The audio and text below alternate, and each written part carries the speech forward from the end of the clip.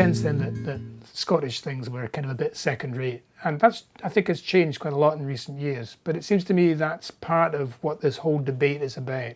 It's about having a different sense of ourselves, and with that I think comes growing confidence, and perhaps that's the thing that we need most of all.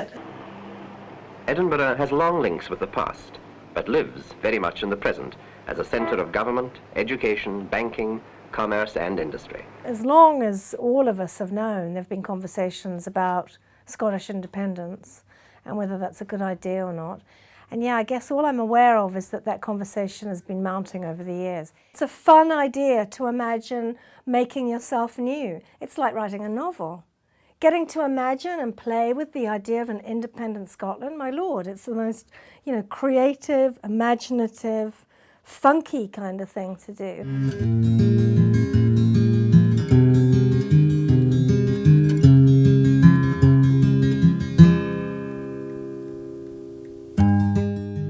It seems to be the case that writers and artists and musicians and people in the sort of creative artistic community appear to be, by and large, inclined to vote yes rather than no. And I think the reasons for that are historic and go back quite a long way. Perhaps almost go back as far as the Union of 1707, which is what this referendum is, in a sense, is about. It's about, should we maintain that union or end it? And I think right from the time that the ink was dry on the paper of the Treaty of Union of 1707, quite a small but vociferous part of the Scottish population has always opposed it. And writers and musicians and singers, there have always been those kind of voices raised against the union. Where I live, I want to travel, but I got things to say. I want to change the world, make a difference, but a better world for when I leave. Things right now, they're too fucked up, but I know that we can still change. I don't think that we can fix the planet, but we can work together and focus our aims, our attitudes and opinions on life between the downfall of civilization. I believe in free speech and open-minded thinking, but everybody's hypnotised by the TV stations.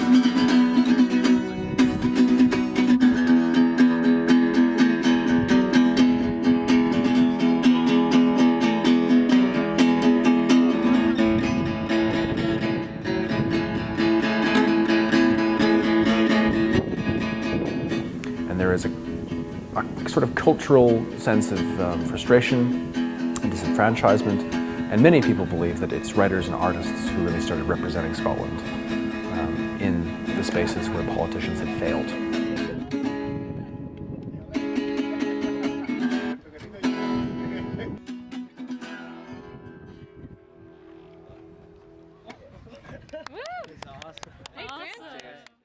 It probably is true that I'm in a minority in intending to vote no. I am very, very sympathetic with the yes campaign and understand the feelings that lie behind the views of many of my fellow writers. And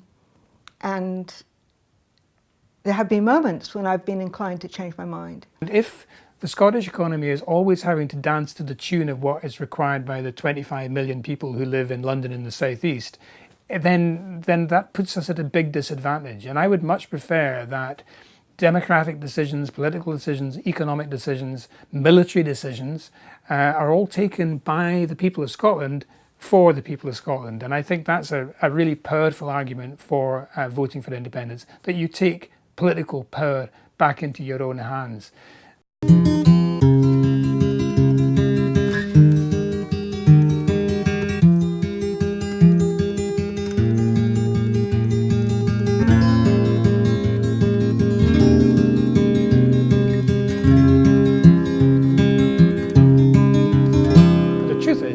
There's risk and uncertainty in the future. That's the nature of the future. We don't know what the future will bring.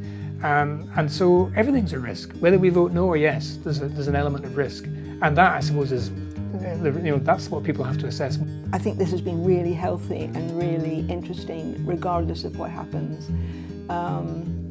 And I do hope that the conversation will continue. I'm sure it will, because there's such an interest has been built up. It's made people believe that maybe they can influence the future, and that's really important.